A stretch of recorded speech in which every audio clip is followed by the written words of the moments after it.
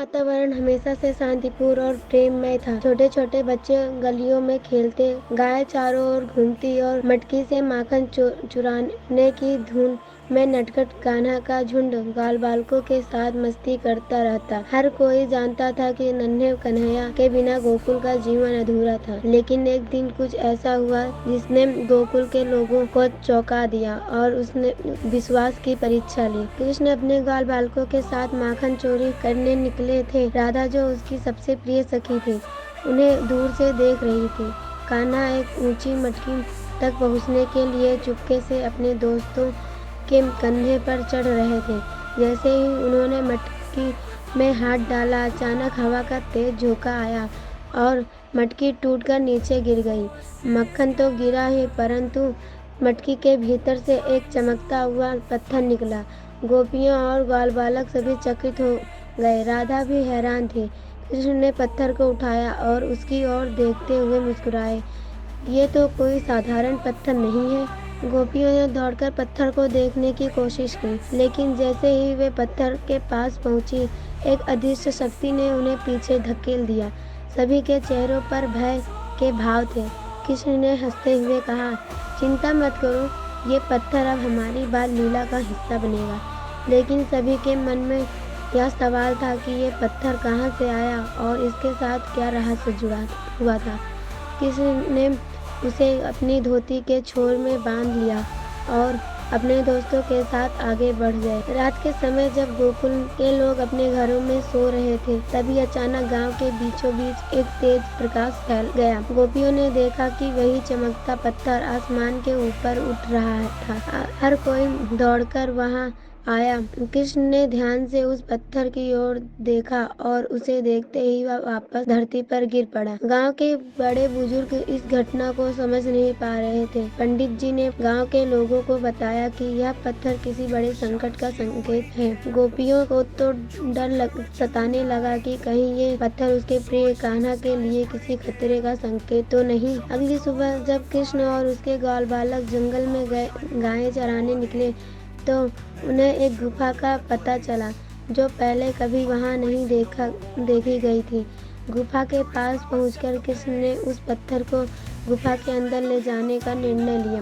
ग्वाल बालकों ने डरते हुए कहा, कन्हैया, ये गुफा बड़ी डरावनी है, यहाँ कुछ न कुछ अनहोनी जरूर होगी। कृष्ण ने मुस्कुराते हुए जवाब दिया, डरने की कोई जरूरत नहीं है, यहाँ कुछ छिपा है जो हमें जानना चाहिए। गुफा में प्रवेश करते ही चारों ओर अंधेरा छा गया। कृष्ण ने पत्थर को अपनी मुट्ठी में कसकर पकड़ा और आगे बढ़े। अचानक गुफा की दीवारों से भयंकर आवाजें आने लगी, मानो कोई वहां से भागने की कोशिश कर रहा हो। ग्वाल बालक कांपने लगे। कृष्ण, हमें यहाँ से वापस चलना चाहिए, एक ग्वाल बालक ने डरते हुए कहा। लेकिन कृष्ण आगे बढ़ते रहे, बिना डरे। गुफा के अंदर एक अजीब सी मूर्त थी, एक राक्षस थी जिसकी आंखें चमक रही थी। कृष्ण ने मूर्त की ओर देखते हुए कहा, यहाँ कोई छिपा है और हमें उसे ढूंढना होगा। मूर्त के पीछे एक छोटा दरवाजा था जो पत्थर की तरह ही चमक रहा था। दरवाजे के अंदर दाखिल होते ही सभी को एक विशाल खजाना दिखाई दिया। सोने चांदी के सिक्के, गहने और एक बड़ी तलवार जिसके चारों ओर धुंध का एक गुब्बार था। कृष्ण ने ध्यान से उस तलवार को देखा और कहा, यह वही है जिसके बारे में मुझे पहले से ही मालूम था। ग्वाल बालकों ने आश्चर्य से पूछा, क्या ये खजाना तुम्हारा है कान्हा? कृष्ण ने गंभीरता से कहा, नहीं, ये खजाना एक राक्षस का है जो हजारों साल से इसे यहाँ छिपाए बैठा था। अब वह इसे वापस पाने के लिए हमारे पीछे आएगा। उसी समय गुफा में जोरदार धमाका हुआ और एक विशाल राक्षस सामने आ गया। उसकी आंखें जल रही थी और वह तलवार की ओर दौड़ पड़ा।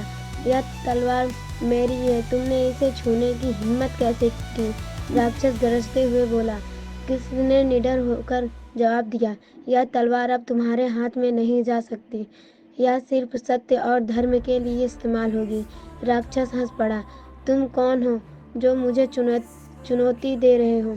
मैं इस तलवार का असली मालिक हूँ। कृष्ण ने धीरे धीरे तलवार को उठाया और उसकी ओर देखते हुए कहा, मैं कृष्ण हूँ और मैं अधर्म को मिटाने आया हूँ। राक्षस ने एक जोरदार चिल्लाहट के साथ कृष्ण पर हमला किया, लेकिन जैसे ही उसने कृष्ण के पास पहुँचने की कोशिश की, तलवार की चमक ने उसे पीछे धकेल दिया। राक्षस को समझ में आ गया कि यह कोई साधारण बच्चा नहीं है। राक्षस ने चुपके से एक जाल बिछाने की कोशिश की।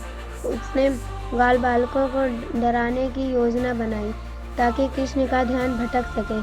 उसने गुफा की दीवारों से अजीब आवाजें निकालनी शुरू की, जिससे ग्वाल बालक और भी डर गए। कृष्ण ने राक्षस की चाल को समझते हुए मुस्कुराया, तुम्हारे पास जितनी भी चालें हों, मैं उससे पार पा सकता हूँ।